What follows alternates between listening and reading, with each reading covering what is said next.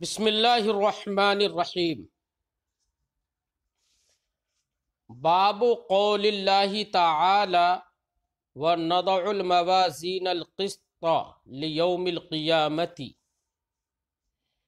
وَأَنَّ أَعْمَالَ بَنِي آدَمَ وَقَوْلَهُمْ يُوزَنُ وَقَالَ مُجَاهِدٌ الْقِسْطَاسُ الْعَدْلُ بِالرُّومِيَّةِ وَيُقَالُ القسط مصدر المقسط وهو العادل واما القاسط فهو الجائر۔ امام بخاری علیہ الرحمۃ والرضوان نے بخاری شریف کا سب سے پہلا باب باندھا تھا جس میں یہ بتایا تھا کہ اعمال کا دار و مدار نیتوں پر ہے، یعنی کائنات کے اندر کوئی بھی عمل کیا جائے اگر حسن نیت سے کیا جائے گا تو ایسی صورت میں اس پر ثواب ملے گا، اور اگر کوئی اچھا کام کرے اور حسن نیت نہ ہو تو ثواب نہیں ملے گا، اگرچہ نفس فعل معرض وجود میں آ جائے گا۔ تو امام بخاری علیہ رحمت والرضوان نے پہلا باب نیت سے متعلق باندھا اور آخری باب میزان سے متعلق باندھا، میزان جس پر نامہ اعمال تولے جائیں گے، کیونکہ سب سے آخر میں بنی آدم کا جو معمول ہوگا وہ حساب و کتاب کے بعد میزان میں نامہ اعمال یا اعمال کا تلنا ہوگا۔ تو امام بخاری نے اس مناسبت سے کہ میزان پر جب نامہ اعمال یا اعمال تل جائیں گے تو اس کے بعد کوئی حساب کتاب نہیں، اس کے بعد جنتیوں کو جنت میں داخل کر دیا جائے گا اور جہنمیوں کو جہنم میں داخل کر دیا جائے گا، اس کے بعد کوئی بھی عمل نہیں ہوگا۔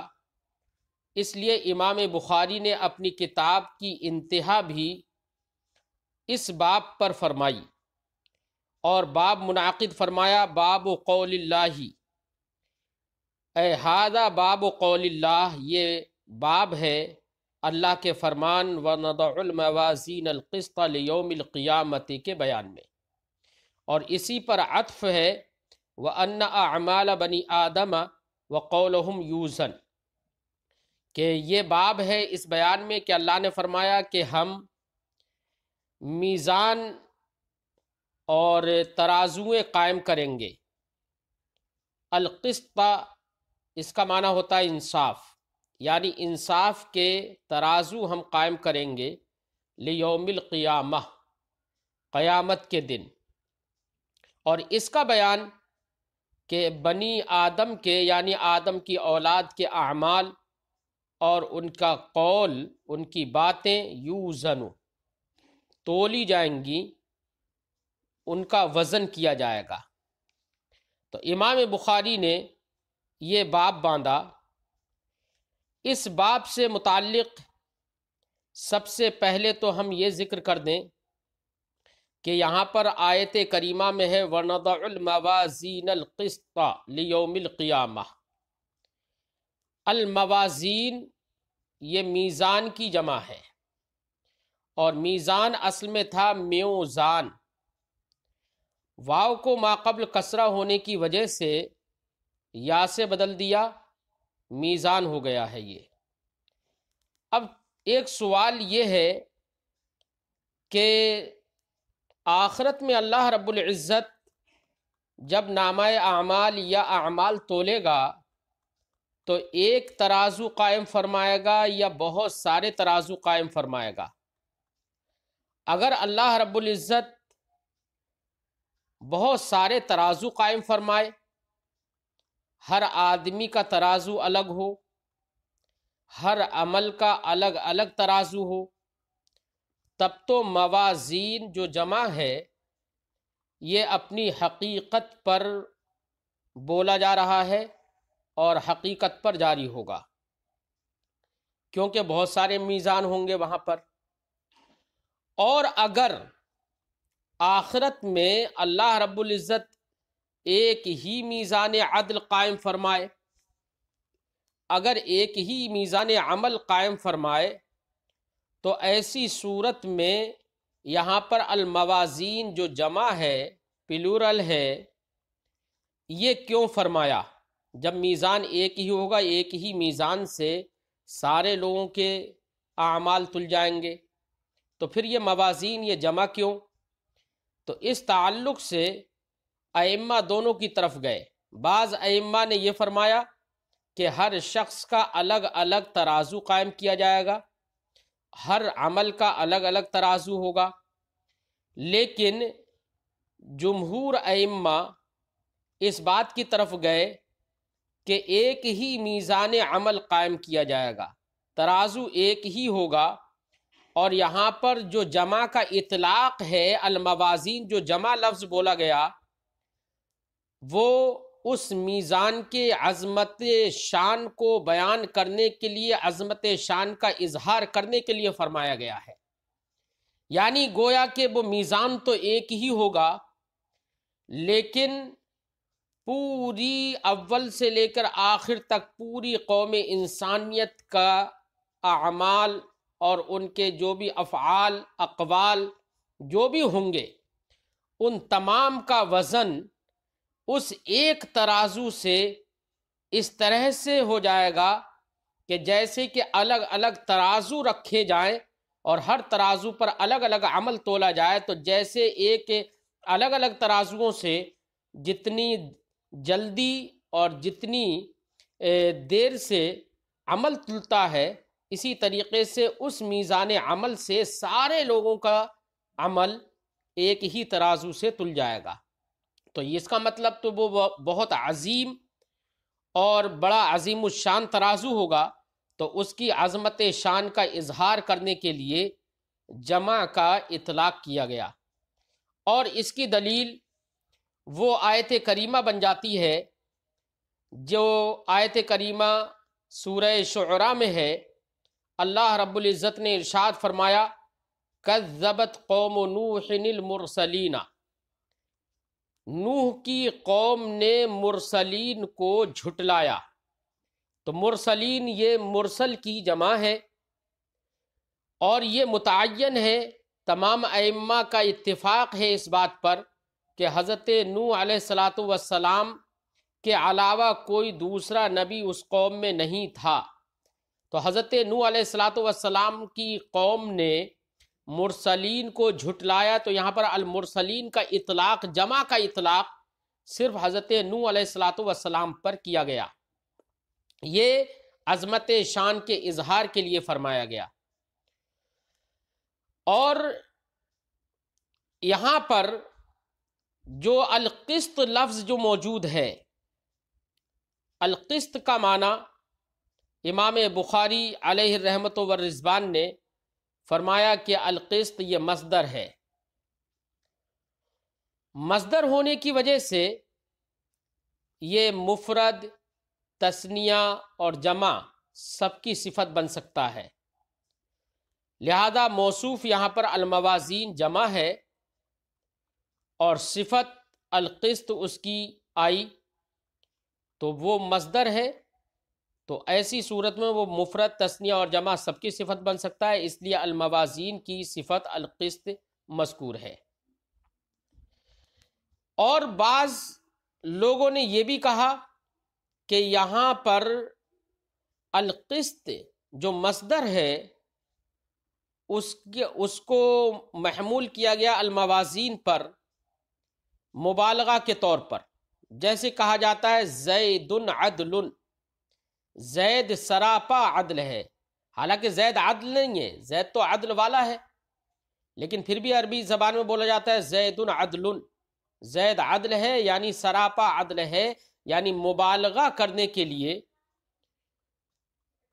زید عدل بول دیا جاتا ہے، ایسے ہی میزان عمل جو ہوگا وہ سراپا عدل ہوگا، بالکل ظلم و زیادتی اس میں نہیں ہوگی۔ اس لیے وہاں پر بھی القسط کا حمل اور القسط کا ذکر موازین کے لیے بطور مبالغہ ہو گیا۔ اور بعض لوگوں نے یہ بھی کہا کہ یہاں پر القسط سے پہلے مضاف محذوف ہے، اصل عبارت ہوگی الموازین ذوات القسط، یعنی عدل والی ترازو، یعنی اللہ رب العزت عدل والی ترازویں قائم فرمائے گا۔ تو القسط کا الموازین کی صفت ہونا مختلف طریقے سے ہم نے بتایا۔ اب میزان عدل اور میزان عدل انصاف کا میزان اور ترازو یہ کیا ہے؟ تو اہل سنت و جماعت کا یہ قول ہے کہ قیامت کے دن ترازو جس میں محسوس ہوگی اس کے 2 پلے ہوں گے اور ایک ڈنڈی ہوگی۔ اس کے پلوں کی وسعت کا عالم یہ ہے کہ آسمان زمین اور جو کچھ آسمان و زمین میں ہے سب کچھ اس کے ایک پلے میں سما جائے گا۔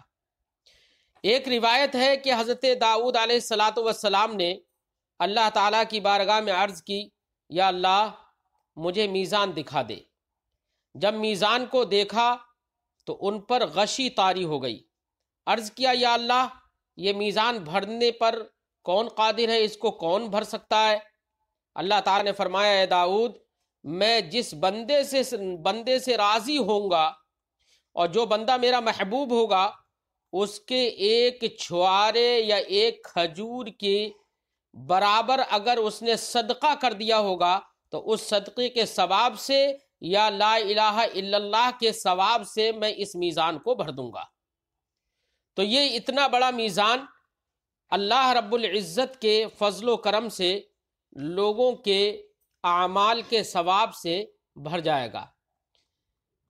ایک روایت میں ہے کہ اعمال تولنے والے حضرت جبریل علیہ السلام ہوں گے، اور اللہ رب العزت جب اعمال تولے جائیں گے تو اس وقت حضرت آدم علیہ السلام کو اس میزان عمل کا نگراں مقرر فرمائے گا، کیونکہ حضرت آدم علیہ السلام پوری انسانیت کے باپ ہیں، پورے سارے انسانوں کے باپ ہیں، تو ان کو نگراں مقرر کیا جائے گا تاکہ سب کو یقین ہو کہ اللہ رب العزت کی بارگاہ میں جس کا جیسا عمل ہے اس کو جزا ویسی ہی مل رہی ہے، اور انسانوں کے باپ ان کے اعمال کو خود دیکھ رہے ہیں کہ کس نے کیسا عمل کیا۔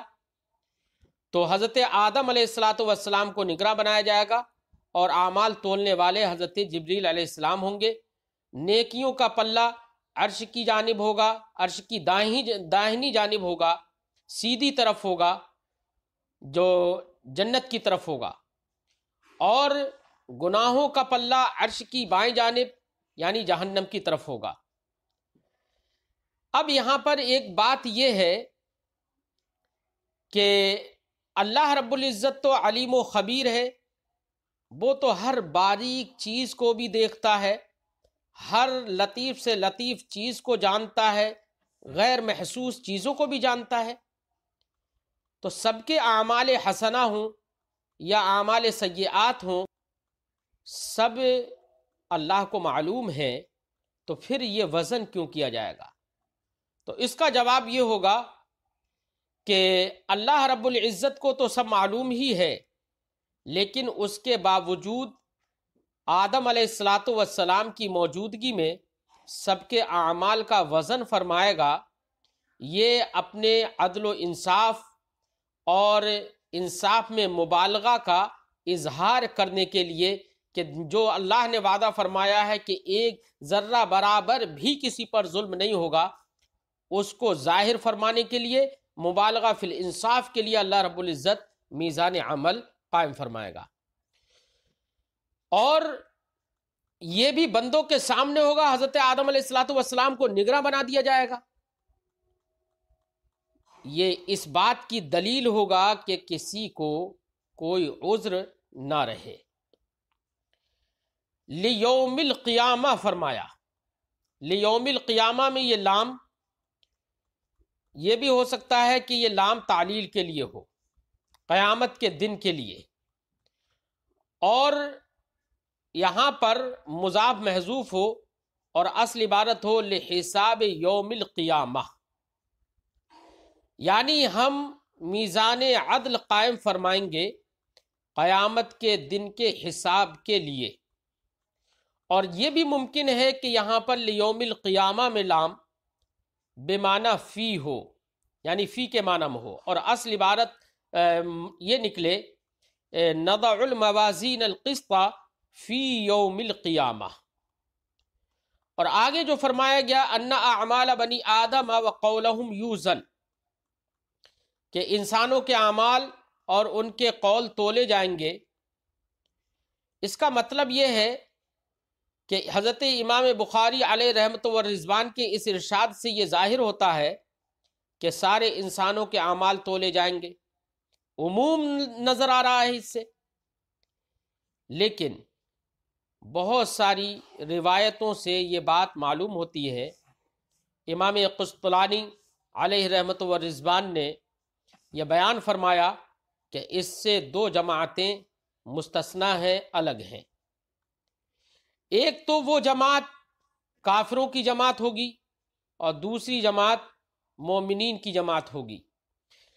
کافروں کی وہ جماعت یا وہ کافر کہ جنہوں نے اپنی زندگی میں کفر کے سوا اور کوئی اچھا کام کیا ہی نہیں، اور کوئی برا بھی کام نہیں کیا، صرف کفر، خالص کفر کیا انہوں نے، تو ایسے لوگوں کا بھی کوئی حساب و کتاب نہیں ہوگا، ایسے کافروں کا بھی کوئی حساب و کتاب نہیں ہوگا، اور ان کافروں کو بلا حساب جہنم میں داخل کر دیا جائے گا۔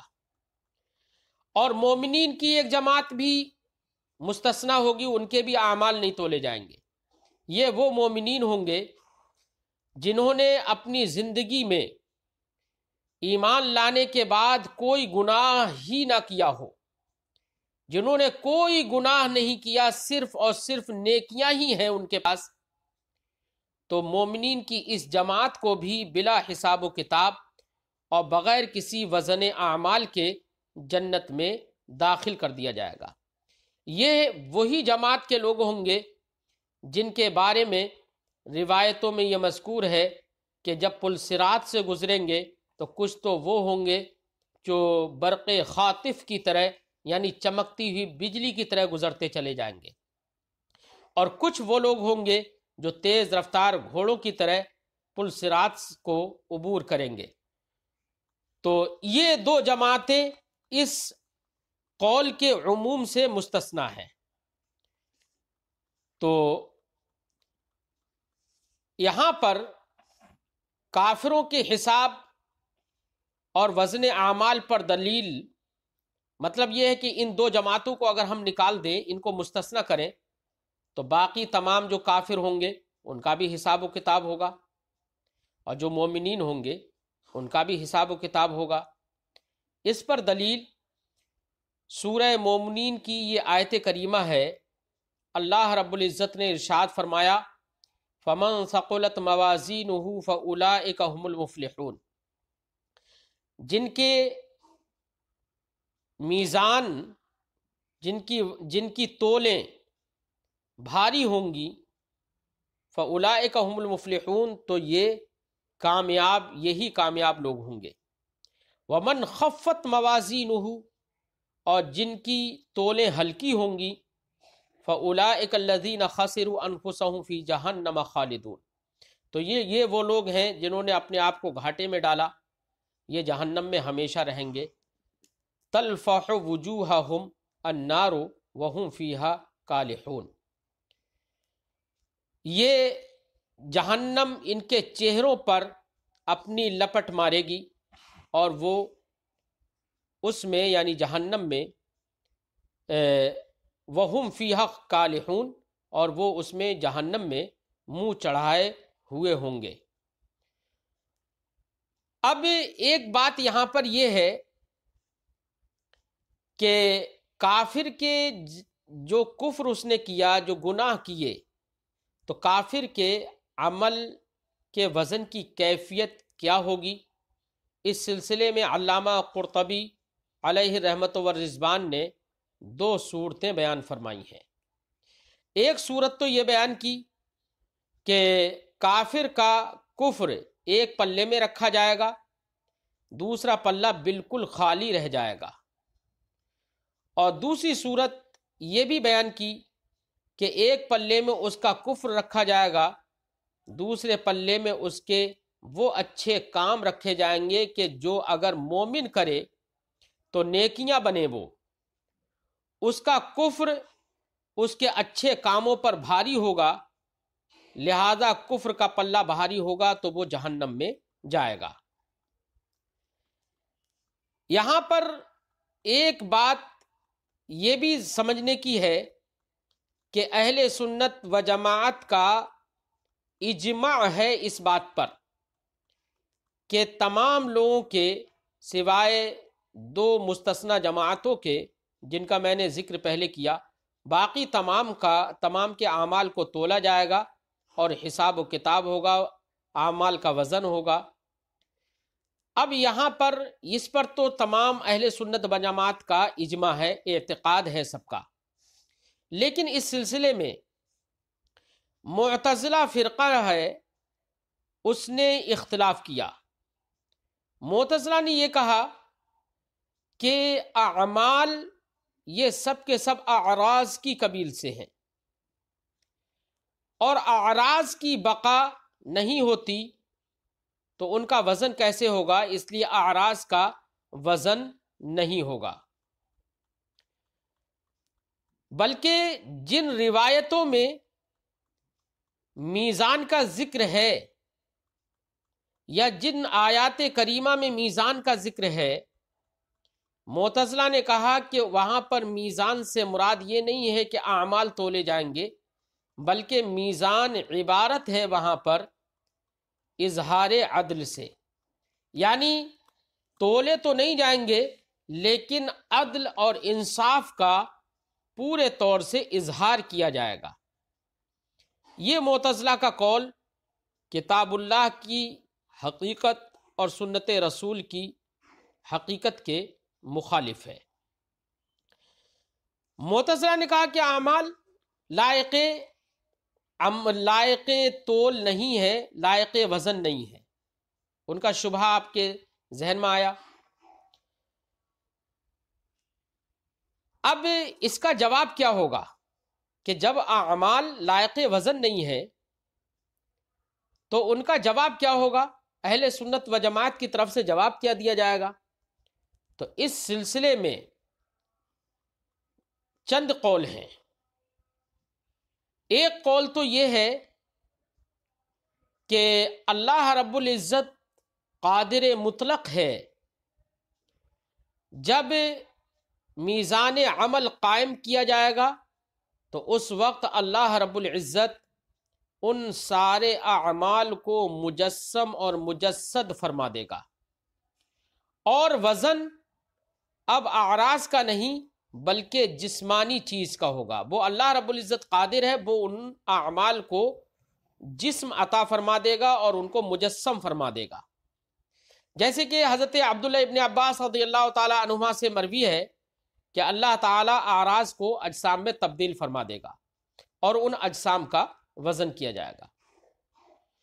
اور دوسرا قول یہ ہے کہ جیسے کہ حضرت عبداللہ ابن عمر رضی اللہ تعالی عنہما سے مروی ہے کہ وہ صحیفے جن میں فرشتے اعمال لکھتے ہیں وہ صحیفے تولے جائیں گے، نہ کہ اعمال۔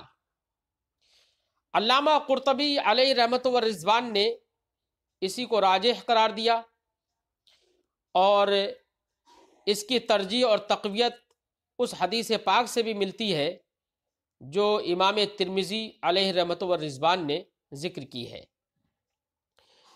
جس میں یہ ہے کہ حضرت عبداللہ ابن عمرو ابن عاص رضی اللہ تعالیٰ عنہما سے روایت ہے کہ رسول اللہ صلی اللہ علیہ وسلم نے ارشاد فرمایا، قیامت کے دن اللہ تعالیٰ ایک شخص کو تمام مخلوقات سے الگ کر دے گا اور اسے 99 دفتر دے گا، ہر دفتر تا حد نظر لمبا ہوگا۔ اب کتنا بڑا دفتر ہوگا، کتنا بڑا رجسٹر ہوگا، اس کو 99 رجسٹر اللہ تعالیٰ عطا فرمائے گا۔ اللہ تعالیٰ اس سے پوچھے گا ان دفتروں میں جو لکھا ہوا ہے کیا تو اس سے انکار کرتا ہے؟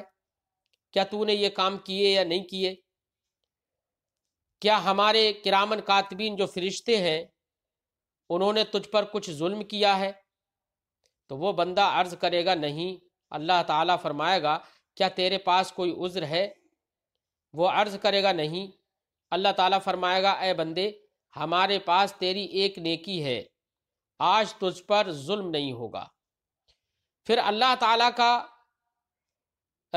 تعالیٰ ایک کاغذ عطا فرمائے گا، ایک چھوٹا سا ٹکڑا کاغذ کا دے گا جس میں اشہد ان لا الہ الا اللہ و اشہد ان محمدًا عبدہ و رسولہ لکھا ہوا ہوگا۔ فرمائے گا کہ یہ لے اور میزان پر جا۔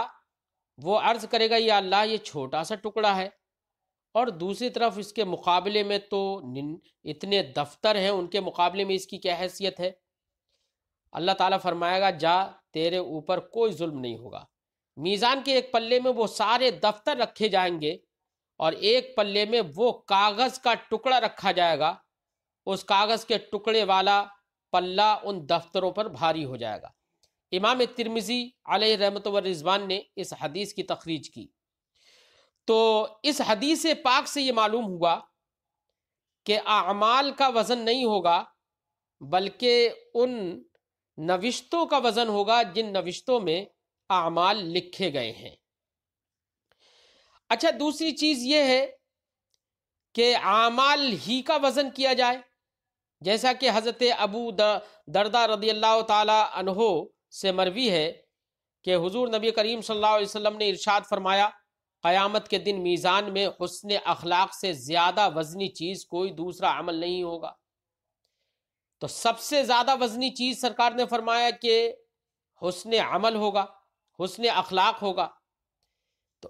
تو میزان عمل میں، لفظوں پر غور کریے کہ میزان عمل میں حسن اخلاق سے زیادہ وزنی کوئی عمل نہیں ہوگا۔ تو اس کا مطلب حسن اخلاق تو ایک عمل ہے اور وہ میزان میں سب سے بھاری ہوگا۔ تو اس سے پتہ چلا کہ خود اعمال ہی کا وزن ہوگا۔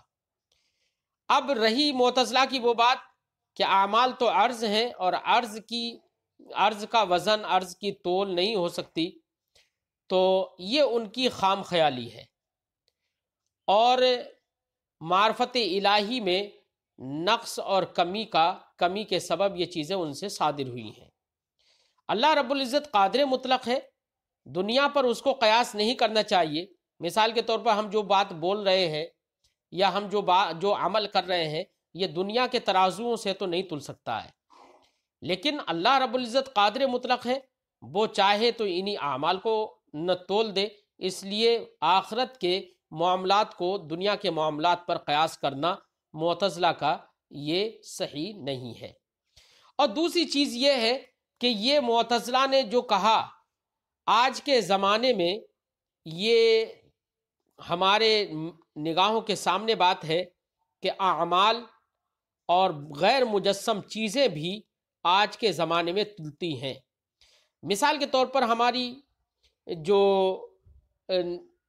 موبائل میں ڈیٹا ہوتا ہے، لائٹ ہوتی ہے، لائٹ کا میٹر ہوتا ہے، ان ساری چیزوں میں آپ غور کریے کہ موبائل کا ڈیٹا کوئی مجسم نہیں ہے، لیکن اس کی بھی ناپ تول ہوتی ہے کہ کتنا ڈیٹا ختم ہو گیا، کتنا ڈیٹا ابھی باقی ہے۔ سب کچھ دنیا ہی میں ہم کو دکھایا جاتا ہے۔ ایسے ہی بجلی کتنی خرچ ہو گئی، کتنی باقی ہے، یہ سب کے سب اعراض کی قبیل سے ہیں اور دنیا میں ہی ان کی ناپ تول ہو رہی ہے۔ تو اللہ رب العزت نے دیکھیے دنیا میں لوگوں کو اتنی قوتیں دی ہیں کہ انہوں نے دنیا ہی میں اعراض کو تول لیا۔ تو آخرت میں اللہ رب العزت وہ تو قادر مطلق ہے، وہ اس بات پر قادر ہے کہ وہ اعمال کو تولے. اس لیے معتزلہ کا یہ کہنا کہ اعمال یہ تولنے کی چیزیں نہیں ہیں، تو ان کا یہ شبہ کرنا اور یہ اعتراض کرنا یہ بیجا ہے. امام بخاری علیہ الرحمٰن نے فرمایا وقال مجاہد القسطاس العدل بالرومیہ، یعنی امام مجاہد نے فرمایا اللہ تعالیٰ کے ارشاد وزنوا بالقسطاس المستقیم جو سورہ اسراء میں ہے، اس آیت کریمہ میں لفظ قسطاس آیا ہے، اس کے تعلق سے امام مجاہد نے فرمایا کہ قسطاس کا معنی رومی لغت اور رومی زبان میں عدل ہے. ایک بات یاد رہے، اس سے یہ ذہن نہ جائے کہ قرآن پاک تو عربی زبان میں ہے، وہ تو عربی مبین میں ہے، تو پھر اس میں رومی زبان کا استعمال کیسے ہو گیا؟ یہ ذہن نہ جائے. کیوں؟ ایک ہوتا ہے توافق وضع، کبھی کبھی ایک لفظ اس زبان میں ہے اور جس معنی کے لیے اس زبان میں موضوع ہے، اتفاق ایسا ہو جاتا ہے کہ دوسری زبان میں بھی وہ لفظ ہو اور اسی معنی میں ہو. یہ توافق وضع ہے. تو اس سے یہ لازم نہیں آتا ہے کہ رومی زبان کا لفظ عربی زبان میں استعمال ہوا ہو، یہ لازم نہیں آتا ہے. تو امام مجاہد علیہ رحمت و رضوان نے فرمایا کہ اللہ کے فرمان وزنوا بالقسطاس المستقیم میں القسطاس یہ لغت رومی میں عدل کے معنی میں ہے، جیسے کہ یہ عربی زبان میں عدل کے معنی میں ہے. اور فرمایا وَيُقَالُ الْقِسْطُ مَصْدَرُ الْمُقْسِطِ وَهُوَ الْعَادِلِ، کہا جاتا ہے القسط یہ مصدر مقسط ہے. کیا مطلب؟ مقسط کا مصدر، مقسط تو باب فعال سے، اقسط یقسط اقساط باب فعال سے ہے، تو اس کا مصدر اقساط ہوگا نہ کہ قسط. تو اس سے مراد یہ ہے کہ مقسط یہ مزید ہے، اس میں حروف زیادت ہیں، اور اگر حروف زیادت کو ہٹا دیا جائے اور اصل حروف نکالے جائیں تو وہ القسط ہوگا، وہ القسط ہوگا. جب القسط ہوگا تو یہی مراد ہے کہ القسط مصدر المقسط، یہ قسط یہ مقسط کا مصدر ہے، یعنی حروف زوائد کو ختم کر دیا جائے تو اصل جو حروف ہیں مقسط کے بھی القسط ہیں. وَهُوَ الْعَادِلِ، اور مقسط کا معنی عادل ہے یعنی انصاف پرور. تو جب عادل مقسط کا معنی عادل ہے تو القسط کا معنی بھی عادل کا ہوگا، عدل و انصاف کا ہوگا. لیکن یہاں پر دونوں کے درمیان تھوڑا سا فرق ہے، وہ یہ کہ القسط جو مصدر ہے اس سے اگر اس میں فاعل ہم القاسط بنائیں تو وہ الجائر یعنی ظالم کے معنی میں ہو جاتا ہے، اور باب افعال سے مقسط وہ عادل کے معنی میں ہوتا ہے. مطلب یہ ہے کہ القسطوں کا معنی ظلم بھی ہوتا ہے. کیا ہوتا ہے؟ القسط کا معنی ظلم بھی ہوتا ہے، اور القسط کا معنی انصاف بھی ہوتا ہے. یعنی جب افعال میں لے جائیں تو وہ ازالہ ظلم کے معنی میں ہو جائے گا، یعنی سلب کے معنی میں. یہاں پر حمزہ جو ہوگا وہ سلب کے لیے ہوگا. تو اب معنی ہوگا تو القسط کا معنی عدل و انصاف بھی ہے، لیکن جب اس سے اس میں فاعل بنایا جائے القاسط تو اس کا معنی ظلم و زیادتی کرنے والا ہوگا. تو اب اگر انصاف پرور کے معنی میں ہم لیں گے تو اس کو باب افعال میں لے جا کر اس میں فاعل بنائیں گے المقسط. تو المقسط یہ جو بتایا گیا کہ القسط مصدر المقسط، قسط یہ مقسط کا مصدر ہے اور مقسط کا معنی ہوتا ہے العادل. تو اس سے پتہ چلا کہ عدل و انصاف یہ القسط کے اندر موجود ہے یہ معنی. لہذا نضع الموازین القسط، اس کا معنی ہوا ہم انصاف کے ترازو رکھیں گے، قائم فرمائیں گے، لیوم القیامہ، قیامت کے دن۔ تو اب ایسی صورت میں القاسط جو کہ الجائر کے معنی میں ہے، اگر مجرد سے القاسط کہیں تو جائر کے معنی میں ہو جائے گا، لیکن انصاف پرور کے معنی میں اگر ہم اس میں فاعل بنانا چاہیں تو اس کو باب افعال میں لے جا کر حمزہ سلب کے لیے ہوگا۔ تو قسط کا معنی ظلم بھی اگر ہے تو حمزہ سلب کے لیے ہو تو مقسط کا معنی ازالہ ظلم کرنے والا ہو جائے گا، اور ازالہ ظلم کرنا وہ انصاف ہے۔ حدثنا احمد بن اشکابہ قال حدثنا محمد بن فضیل عن عمارة بن القعقاع عن ابی زرعۃ عن ابی ہریرۃ رضی اللہ تعالی عنہ۔ امام بخاری فرماتے ہیں ہم سے حدیث بیان کی احمد ابن اشکاب نے۔ یہ حمزے کے فتح کے ساتھ اشکاب اور حمزے کے کسرے کے ساتھ اشکاب دونوں پڑھنا جائز ہے، دونوں پڑھنا صحیح ہے، اور اشکاب غیر منصرف ہے اور اس کے منصرف ہونے کا بھی قول کیا گیا ہے۔ امام بخاری فرماتے ہیں ہم سے حدیث بیان کی احمد ابن اشکاب نے، قال انہوں نے کہا حدثنا محمد بن فضیل، ہم سے حدیث بیان کی محمد ابن فضیل نے، وہ روایت کرتے ہیں عن عمارة بن القعقاع، حضرت عمارہ ابن قعقاع سے، اور وہ روایت کرتے ہیں عن ابی زرعۃ، حضرت ابو زرعہ سے، اور وہ روایت کرتے ہیں عن ابی ہریرہ، حضرت ابو ہریرہ رضی اللہ تعالی عنہ سے۔ یہ سند ہوئی آنے والی حدیث کی۔ حضرت ابو ہریرہ رضی اللہ تعالیٰ عنہ فرماتے فرمایا قال النبی صلی اللہ علیہ وسلم، نبی صلی اللہ علیہ وسلم نے ارشاد فرمایا کلمتان حبیبتان الی الرحمن خفیفتان علی اللسان ثقیلتان فی المیزان سبحان اللہ وبحمدہ سبحان اللہ العظیم۔ اس حدیث پاک کی جو سند امام بخاری نے ذکر کی، اس سند میں 5 راوی موجود ہیں۔ پہلے راوی ہیں احمد ابن اشکاب حضرمی، ان کی کنیت ابو عبداللہ ہے۔ امام بخاری رضی اللہ تعالی عنہ نے فرمایا میں نے ان سے 217 ہجری میں آخری ملاقات کی، اور ابن حبان نے فرمایا یہی ان کے وصال کا سال ہے۔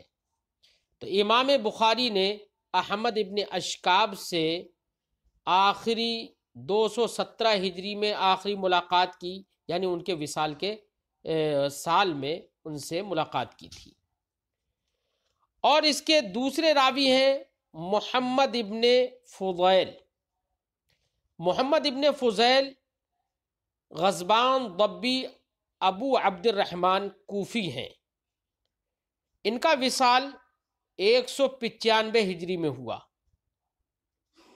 اور تیسرے راوی ہیں عمارہ ابن قعقاع بن شبرمہ ضبی کوفی، یہ بھی کوفی ہے۔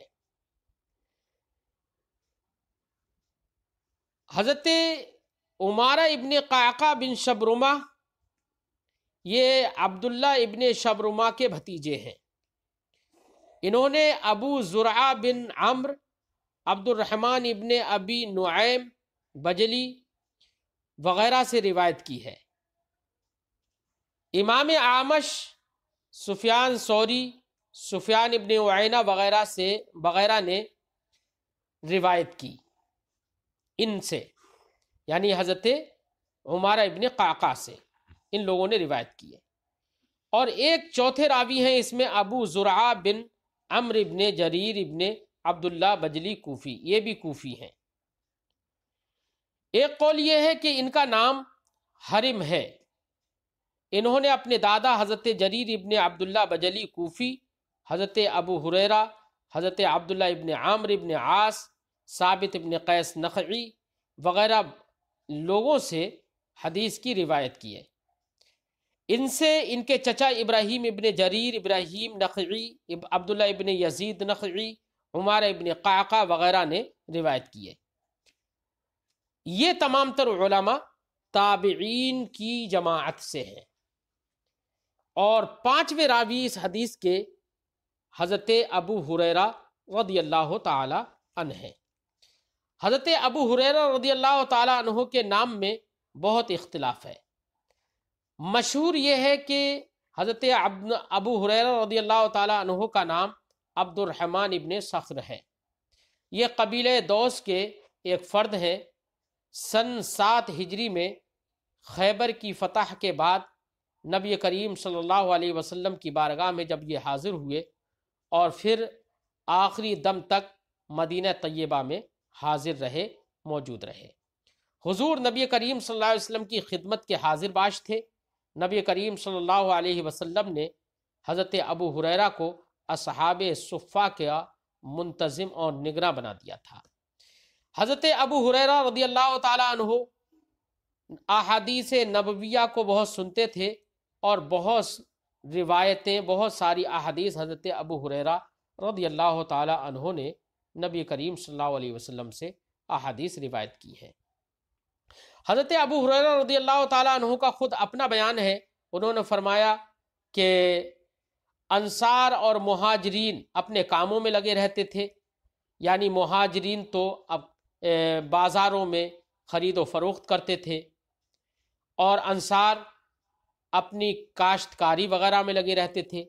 میں مسکین تھا، میں نبی کریم صلی اللہ علیہ وسلم کی بارگاہ میں ہمیشہ رہتا تھا، اس وجہ سے سرکار کی حدیثیں میں نے سب سے زیادہ سنی۔ حضرت ابو ہریرہ رضی اللہ تعالی عنہ سے 5374 حدیثیں مروی ہیں۔ آپ کا لقب ابو ہریرہ یہ مشہور ہے۔ آپ کا نام تو لوگ نہیں جانتے، لیکن حضرت ابو ہریرہ کو ابو ہریرہ کے لقب سے خوب جانا جاتا ہے۔ ابو ہریرہ آپ کا جو لقب پڑا، اس کی 2 وجہ بیان کی جاتی ہیں۔ ایک وجہ تو یہ بتائی کہ حضرت ابو ہریرہ رضی اللہ تعالی عنہ اپنی بکریاں چرانے جاتے تھے، تو انہوں نے فرمایا کہ میری ایک چھوٹی سی بلی تھی، اس سے دل بہلاتا تھا۔ تو حضرت ابو ہریرہ بلی کو اپنے ساتھ رکھتے تھے، اور عربی زبان میں ہریرہ کہتے ہیں بلی کو، تو ابو ہریرہ کا مطلب ہوا بلی والے۔ تو چونکہ اپنے ساتھ میں بلی رکھتے تھے، تو اس لیے ان کو ابو ہریرہ کہا گیا۔ اور ایک قول یہ بھی ہے کہ ایک بار نبی کریم صلی اللہ علیہ وسلم کی بارگاہ میں حضرت ابو ہریرہ موجود تھے، اور آپ کی آستین میں ایک جیب بڑی سی تھی جس میں چھوٹی سی بلی تھی۔ حضرت ابو ہریرہ رضی اللہ تعالی عنہ کو نبی کریم صلی اللہ علیہ وسلم نے جب دیکھا تو فرمایا انت ابو ہریرہ، تم تو بلی والے ہو، ابو ہریرہ سرکار نے فرمایا۔ تو یہ ابو ہریرہ اتنا سرکار نے جو فرما دیا، اس کی وجہ سے آپ ابو ہریرہ کے لقب سے مشہور ہو گئے، اور یہ ان کی کنیت ہے۔ حضرت ابو ہریرہ رضی اللہ تعالیٰ عنہ کی والدہ کا نام میمونہ ہے۔ ایک زمانہ تک اسلام سے مشرف نہیں ہوئی۔ حضرت ابو ہریرہ کی عرض پر نبی کریم صلی اللہ علیہ وسلم نے ان کی والدہ کے لیے اسلام کی دعا فرمائی، تو سرکار نے جب دعا فرمائی تو اس دعا کا یہ اثر ہوا کہ آپ کی والدہ حضرت میمونہ رضی اللہ تعالی عنہا وہ سرکار دو عالم صلی اللہ علیہ وسلم کے دست حق پرست پر مشرف باسلام ہو گئی۔ حضرت ابو ہریرہ رضی اللہ تعالی عنہ نے اتنی حدیثیں روایت کی ہیں۔ حضرت ابو ہریرہ رضی اللہ تعالی عنہ فرماتے ہیں کہ میں حدیث سرکار سے تو بہت سنتا تھا لیکن بھول جاتا تھا۔ ایک مرتبہ حضور نبی کریم صلی اللہ علیہ وسلم نے ارشاد فرمایا، میں نے حضرت ابو ہریرہ فرماتے ہیں میں نے سرکار سے عرض کیا رسول اللہ میں حدیث آپ سے بہت سنتا ہوں لیکن بھول جاتا ہوں۔ جب سرکار نے یہ سنا تو دیکھیے مصطفیٰ صلی اللہ علیہ وسلم نے یہ نہیں فرمایا کہ اے ابو ہریرہ تم بھول جاتے ہو تو کسی ڈاکٹر کو جا کر دکھاؤ، کسی حکیم کو جا کر دکھاؤ، یہ نہیں فرمایا۔ اور حضرت ابو ہریرہ نے نبی کریم سے فرمایا، نبی کریم سے عرض کی یا رسول اللہ میں بھول جاتا ہوں، کسی ڈاکٹر کے پاس جاتے، لیکن نہیں، صحابی رسول کا بھی عقیدہ تھا کہ نبی سید الانبیاء ہیں، آپ تو تمام تر فضائل و کمالات کے جامع ہیں، کوئی معالج آپ جیسا معالج نہیں ہے، اگر آپ کی بارگاہ میں سنوائی ہو گئی اور آپ نے نظر کرم فرما دی تو میرا بیڑا پار ہو جائے گا۔ تو حضرت ابو ہریرہ رضی اللہ تعالی عنہ نے عرض کی یا رسول اللہ میں حدیثیں تو بہت سنتا ہوں لیکن بھول جاتا ہوں۔ تو سرکار نے یہ نہیں فرمایا کسی معالج کے پاس جاؤ، کسی حکیم کے پاس جاؤ، کسی ڈاکٹر کے پاس جاؤ، نہیں فرمایا، بلکہ سرکار نے فرمایا اے ابو ہریرہ تو اپنی چادر کو پھیلاؤ۔ حضرت ابو ہریرہ رضی اللہ تعالیٰ عنہ کہتے ہیں کہ میں نے اپنی چادر پھیلا دی، اور چادر جیسی پھیلائی سرکار نے اپنے لپ اپنی مٹھی بھری۔ اب اس مٹھی میں کیا تھا؟ بظاہر تو مٹھی خالی تھی، لیکن سرکار نے لپ بھرا، خالی مٹھی آپ کی چادر میں ڈال دی اور فرمایا کہ ابو ہریرہ اس چادر کو اپنے سینے سے لگا لو۔ حضرت ابو ہریرہ رضی اللہ تعالی عنہ نے فرمایا کہ میں نے چادر کو اپنے سینے سے لگا لیا۔ فرماتے ہیں کہ اس کے بعد حافظہ کی قوت کا یہ عالم تھا کہ پھر میں کبھی کوئی بات نہیں بھولا۔ یہ نبی کریم صلی اللہ علیہ وسلم کی کرم فرمائی حضرت ابو ہریرہ پر ہو گئی۔ ہمیں یقین ہے کہ اللہ رب العزت کرم فرمائے گا، نبی کریم صلی اللہ علیہ وسلم نظر عنایت فرما دے تو ہم لوگوں کی بھی مشکلات حل ہو جائیں، پریشانیاں دور ہو جائیں، ہمیں اپنی مرادیں مل جائیں۔ حضرت ابو ہریرہ رضی اللہ تعالی عنہ کا وصال حضرت ابو ہریرہ کا وصال 58 یعنی 58 ہجری میں ہوا، اور بعض روایتوں کے مطابق 57 یعنی 57 ہجری میں ہوا۔ آپ حضرت ابو ہریرہ رضی اللہ تعالی عنہ کا جنت البقیع میں آپ مدفون ہیں۔ اب حدیث پاک کے وہ الفاظ پڑھتے ہیں جو آخری حدیث ہے۔ قال، حضرت ابو ہریرہ رضی اللہ تعالی عنہ نے فرمایا، قال النبی صلی اللہ علیہ وسلم، نبی کریم صلی اللہ علیہ وسلم نے ارشاد فرمایا، کلمتان حبیبتان الی الرحمن، دو کلمے ہیں جو رحمان کو محبوب تر ہیں۔ حبیبتان، کلمتان حبیبتان، دو کلمے ایسے ہیں کہ جو رحمان کو بہت پسند ہیں۔ وہ دو کلمے کون سے دو کلمے ہیں؟ آگے آ رہے ہیں، اور سرکار نے فرمایا خفیفتان علی اللسان، دونوں کلمے زبان پر ہلکے ہیں، ثقیلتان فی المیزان، اور میزان عمل میں دونوں کلمے بھاری ہیں۔ اب وہ دو کلمے کیا ہیں؟ سبحان اللہ و بحمدہ سبحان اللہ العظیم، یہ دو کلمے نبی کریم نے فرمایا کلمتان۔ اب یہ سبحان اللہ و بحمدہ پورا کلام ہے، سبحان اللہ العظیم پورا کلام ہے، کلمہ تو نہیں ہے۔ کلمہ تو کہتے ہیں لفظ مفرد کو۔ تو یاد رہے کہ کبھی کلمہ بولا جاتا ہے اور کلمہ بول کر کلام مراد لیا جاتا ہے، یہاں پر کلمتان سے کلام ہی مراد ہے۔ اور دو کلمے حبیبتان، محبوب تر ہیں، تو دو کلمے محبوب ہیں الی الرحمن، رحمان کی بارگاہ میں۔ یہاں پر امام بخاری رضی اللہ تعالیٰ عنہ نے جو حدیث ذکر کی، اس حدیث میں نبی کریم صلی اللہ علیہ وسلم نے الی الرحمن فرمایا ہے، الی اللہ نہیں فرمایا۔ تو یہ اس میں یہ بتانا مقصد ہے کیونکہ جو دو کلمے ذکر کیے گئے ہیں وہ دو کلمے بڑے مختصر ہیں، چھوٹے سے ہیں، زبان پر ہلکے ہیں، آسانی سے پڑھ لیے جاتے ہیں، لیکن میزان عمل میں بہت بھاری ہیں، یعنی ان کا ثواب بہت زیادہ ہے۔ تو جب بہت زیادہ ثواب ہلکے سے کلموں پر، تھوڑے سے کلموں پر، تھوڑی سے لفظوں پر بہت زیادہ ثواب ہے، تو یہ اللہ رب العزت کی رحمت اور اس کے دریائے رحمت سے ہی یہ ہو سکتا ہے۔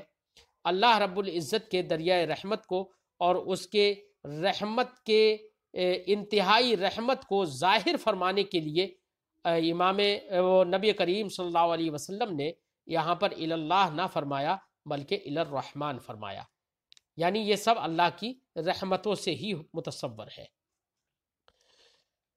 خفیفتان علی اللسان، دونوں کلمے زبان پر ہلکے ہیں، یعنی بولنے میں آسان ہے۔ پڑھا، ان پڑھ، کیسا بھی آدمی ہو، بولنا چاہے تو آسانی سے بول لے گا، اس میں کوئی دشوار اور ثقیل لفظ بھی نہیں ہے۔ خفیفتان علی اللسان، زبان پر ہلکے ہیں۔ ثقیلتان فی المیزان، میزان میں بھاری ہیں، ثقیل ہیں۔ اب یہاں پر جو کلمتان حبیبتان جو فرمایا نبی کریم نے، دو کلمے ہیں جو پیارے ہیں اللہ کو، تو کلمے پیارے نہیں، در حقیقت کلمہ پڑھنے والا اللہ کا محبوب ہو جاتا ہے، اور یہ اس کی رحمت سے ہے۔ خفیفتان علی اللسان، یہاں پر خفیفتان اور اس کے مقابلے میں ثقیلتان، یہ صنعت طباق سے خالی نہیں ہے۔ خفیفتان علی اللسان، زبان پر ہلکے ہیں، یعنی بولنے میں سہولت ہے۔ ثقیلتان فی المیزان، میزان میں بھاری ہیں، یعنی ان کا ثواب بہت زیادہ ہے، یہ مراد ہے۔ اب یہاں پر ثقیلتان فی المیزان جو یہ جملہ ہے، اسی جملے کی بنا پر حدیث پاک کو ترجمۃ الباب سے مطابقت ہے، کیونکہ ترجمۃ الباب یہی تھا، باب قول اللہ ونضع الموازین القسط لیوم القیامہ، تو یہاں پر میزان کا ذکر تھا عنوان باب میں، اور یہاں پر ثقیلتان فی المیزان عنوان باب میں یہاں پر بھی میزان کا ذکر ہو گیا، تو اس سے ترجمۃ الباب سے مطابقت اور مناسبت ظاہر ہے۔ اب وہ دو کلمے ہیں، سبحان اللہ و بحمدہ سبحان اللہ العظیم۔ سبحان اللہ، اللہ کی پاکی، و بحمدہ، اور اس کے حمد سے، سبحان اللہ العظیم، تو اللہ کی پاکی جو نہایت عظمت والا۔ اب اس دو جملوں کے اندر آپ ترکیب پر تھوڑا غور کریے کہ سبحانہ یہ مصدر ہے بمعنی تسبیح، یہ منصوب ہوتا ہے فعل محذوف کی بنا پر، جس کو حذف کرنا واجب ہے۔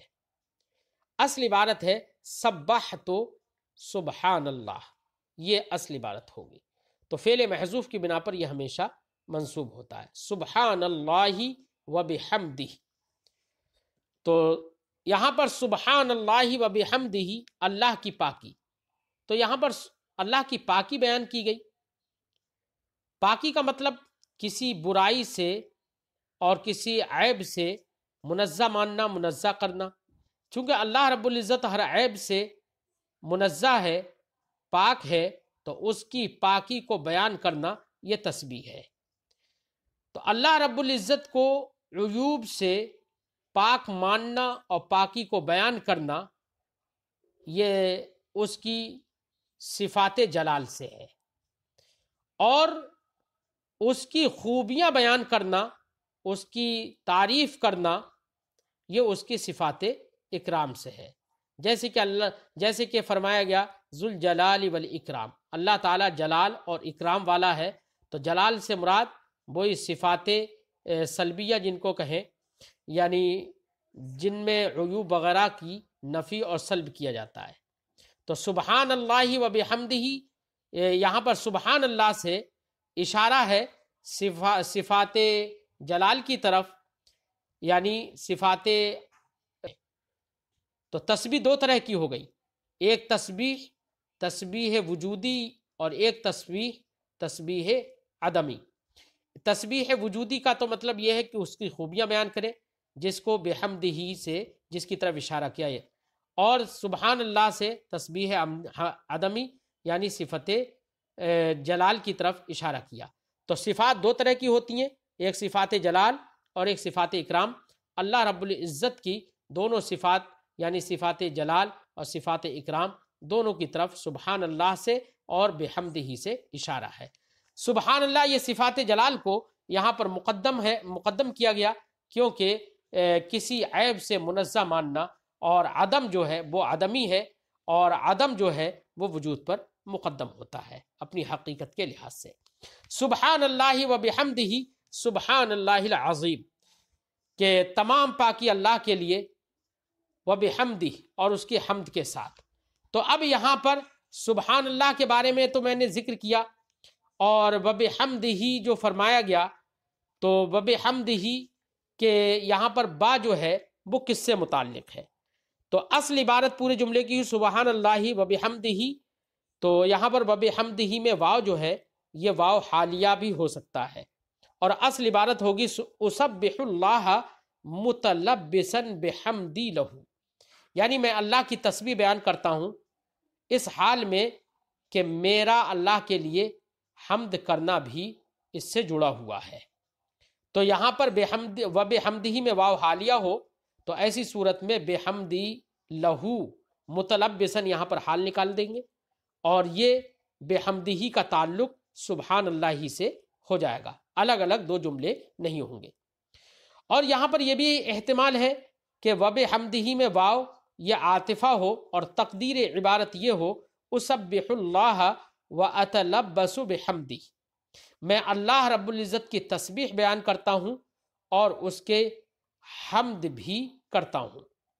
اور یہ بھی احتمال ہے کہ بحمدہ کا با یہ محذوف سے متعلق ہو، اور محذوف یہاں پر اسنی ہو، اصل عبارت ہو اسبح اللہ و اسنی علیہ بحمدہ، میں اللہ کی تسبیح بیان کرتا ہوں اور اس کی تعریف کرتا ہوں، اس کی حمد یعنی اس کی تعریف کرتے ہوئے اس کی ثنا کرتا ہوں۔ تو اگر یہ تقدیر مانی جائے تو پھر یہ ایک الگ جملہ ہو جائے گا و بحمدہ، تو دونوں مستقل الگ الگ جملے ہو جائیں گے۔ اب یہ دو جملے نبی کریم نے فرمائے کہ سبحان اللہ و بحمدہ سبحان اللہ العظیم، یہ دو جملے اگر کوئی پڑھے تو یہ دونوں جملے اللہ کو بہت محبوب ہیں، زبان پر آسان ہیں، میزان میں بھاری ہیں۔ کتنے بھاری ہیں میزان میں؟ اتنے بھاری ہونے کا مطلب یعنی ان کا ثواب بہت زیادہ ہے۔ کتنا ثواب ہے؟ تو اس تعلق سے ایک روایت ہے حضرت ابو ہریرہ رضی اللہ تعالیٰ عنہ سے مروی ہے، آپ نے فرمایا کہ جو انسان روزانہ 100 بار سبحان اللہ و بحمدہ پڑھے، اللہ تعالیٰ اس کے گناہ معاف فرما دے گا، اگرچہ وہ گناہ سمندر کے جھاگوں کے برابر کیوں نہ ہو، اگر ایک دن میں 100 مرتبہ پڑھے۔ اس جگہ پر علامہ ابن حجر عسقلانی علیہ رحمت و رضوان نے فرمایا جب یہ ثواب سبحان اللہ پڑھنے کا ہے، یعنی سبحان اللہ اگر کوئی پڑھے تو اس کا جب یہ ثواب ہے کہ ایک دن میں اتنا 100 مرتبہ پڑھنے سے سمندر کے برابر جھاگوں کے برابر، سمندر کے جھاگوں کے برابر بھی اگر گناہ ہو تو اللہ معاف فرما دے گا، یعنی گناہ صغیرہ۔ تو پھر حضرت علامہ ابن حجر عسقلانی نے فرمایا کہ سبحان اللہ العظیم بھی اگر ساتھ میں پڑھے گا تو مزید ثواب ملے گا۔ تو یہ ان جملوں کا ثواب ہے اور ان کی عظمت اور رفعت ہے۔ مسلمانوں کو چاہیے کہ وہ ہر دن کم سے کم 100 مرتبہ تو سبحان اللہ و بحمدہ سبحان اللہ العظیم کا ورد کر لیا کریں، اور ورد کرنے کے بعد دعائیں بھی مانگا کریں۔ ٹھیک ہے، اب یہ بخاری شریف کی آخری حدیث آپ لوگوں نے پڑھی، اب دعا کر لیتے ہیں۔